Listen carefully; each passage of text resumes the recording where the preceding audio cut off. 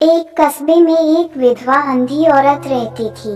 उसका एक बेटा था जिसके पालन पोषण की सारी जिम्मेदारी उसके कंधों पर थी। वह अपने बेटे को पढ़ा लिखा कर एक बहुत बड़ा आदमी बनाना चाहती थी, इसलिए उसने उसका दाखिला कस्बे के सबसे अच्छे स्कूल में किया। वह दिन रात मेहनत करती ताकि बेटे की स्कूल की फीस दे सके। लड़के के स्कूल के बच्चे उसकी माँ के बारे में जानते थे। वे सब उसे अंधी का बेटा कहकर चिढ़ाते थे। लड़का इससे बहुत परेशान था। उसे अपनी माँ पर शर्म आने लगी थी।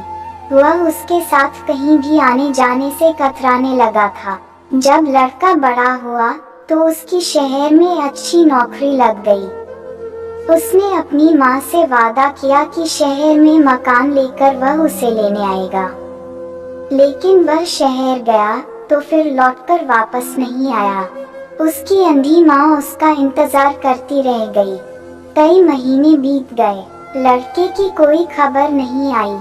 कई महीने बीत गए, लड़के की कोई खबर नहीं आई। अंधी एक दिन उससे नहीं रहा गया और वह बेटे से मिलने शहर पहुंच गई। पूछते पूछते वह बेटे के ऑफिस पहुंची। वहां सिक्योरिटी गार्ड ने उसे रोक दिया। अंधी औरत ने गार्ड को अपने बेटे का नाम बताया और बोली कि उससे जाकर कह दो कि गांव से कोई मिलने आया है। गार्ड ने जाकर उसके बेटे को बताया। बेटे ने ऑफिस की खिड़की से देखा तो उसे अपनी माँ गेट के बाहर खड़ी नजर आई। वह ऑफिस में सबके सामने अपनी माँ की वजह से शर्मिंदा नहीं होना चाहता था। उसने कहला दिया कि वह ऑफिस में नहीं है। अंधी औरत वहां से चली गई। शाम को वह लड़का ऑफिस से घर जाने के लिए निकला। रास्ते में एक जगह काफी भीड़ जमा थी। वह अपनी गाड़ी रोककर भीड़ के पास पहुंचा और तो बीच सड़क में अपनी माँ को मारा पाया। उसके हाथ में एक चिट्ठी थी जिसमें लिखा था, बेटा, बड़े दिन हो गए थे, तेरी कोई खबर नहीं मिली।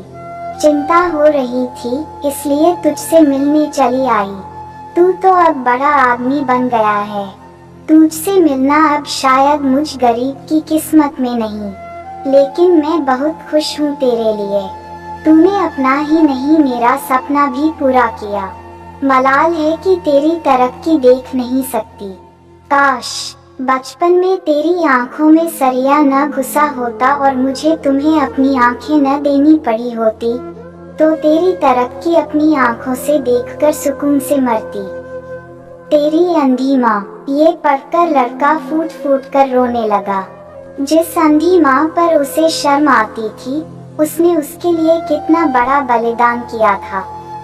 वह आत्मग्लानि से भर उठा और जिंदगी भर खुद को माफ नहीं कर पाया।